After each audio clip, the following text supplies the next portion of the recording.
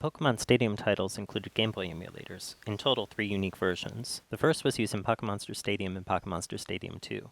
Support is limited to Game Boy and Super Game Boy, with no Game Boy Color support, and suffers a number of emulation errors, mostly resulting from unimplemented opcodes and improper flag handling.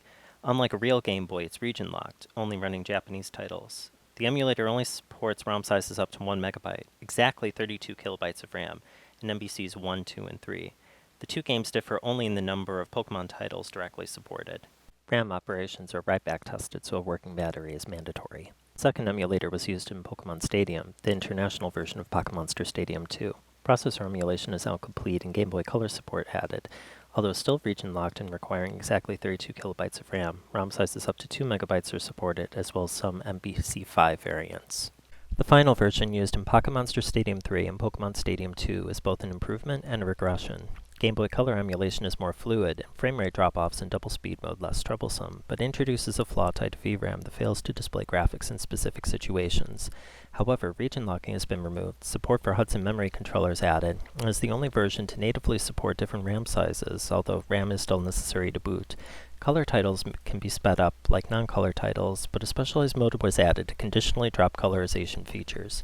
The single most important change, though, is not a visible one. A file replacement and patching system was included for recognized games, whose data alone counts for 3/4 the total size of the emulator.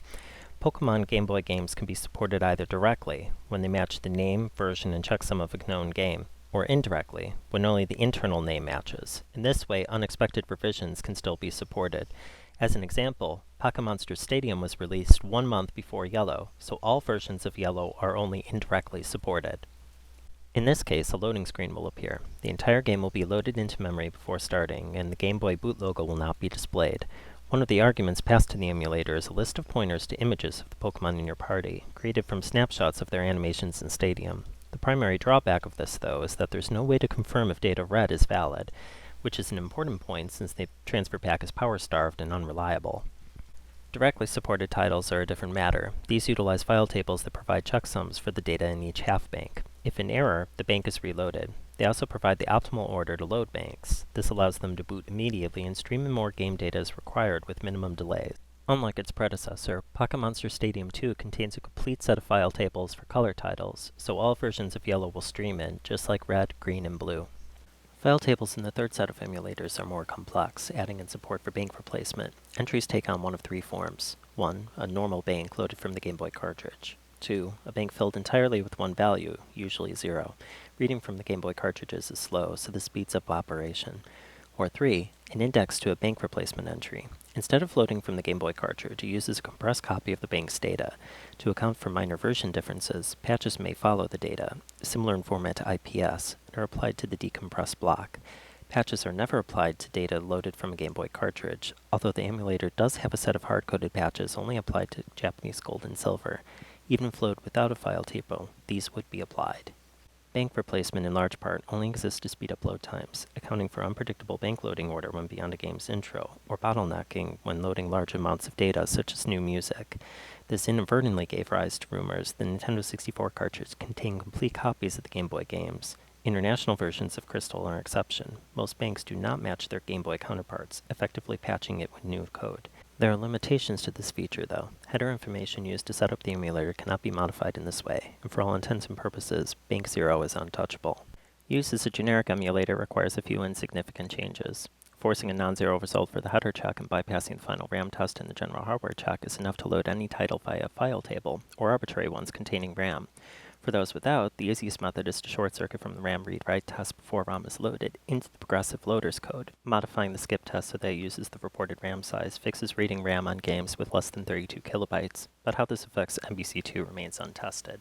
Although not correct per se, most MBCs work in a similar way to MBC 1, 3, or 5. The supported MBC list can be extended by assigning flags to unsupported types, but this is limited. For example, you'll be able to boot a Game Boy camera this way, but won't be able to access the camera itself. Exotic hardware addresses won't pass through. Unfortunately, all hardware addresses are explicitly handled. What's more unfortunate, though, is that supporting ROM sizes greater than 2 megabytes is non-trivial. Conditionally reallocating space for a 4 megabyte ROM when an expansion pack is in use and shifting from hard points to relative ones won't suffice. The entire design, down to the bookkeeping, is structured around that 2 megabyte limit. When both are supported, Game Boy Color emulation will supersede Super Game Boy. Super Game Boy features are used by default, even in Game Boy Color mode. Borders will normally be used, but certain titles may have theirs erased due to a bug tied to the delayed border replacement used in earlier Stadium versions. Other Super Game Boy features are half implemented. The Pocket Puyo games can be played two-player on a Super Game Boy without a link cable, using a second controller. In this case, input for controller 1 is fed to both players. The Game Boy bootstraps used will report a Pocket Game Boy for all normal titles and a Game Boy Advance for color titles. Alternate color palettes or borders will be applied. The emulators report saving during a number of different memory write operations, not just when writing to RAM. Certain titles, notably Super Mario Land 2 and the Wario Land games, will be in a perpetual state of saving. This prevents entering the menus, changing speed-up options, and ironic enough, saving the game. Overall, emulation is serviceable. As a rule of thumb, the older a title is, the less likely it'll break something. It's certainly not without flaw, though. Sprite layout issues with Game Boy Color titles are common, ranging from annoying to downright unplayable. Audio is too bright, the multipliers are too high, and push output over the ceiling. Palettes in Game Boy Color mode can be too rich, especially when compared to Super Game Boy output, and batteries have to hold a charge in order to avoid throwing an error. All that said, the Game Boy has a massive library of titles, many of which will run swimmingly.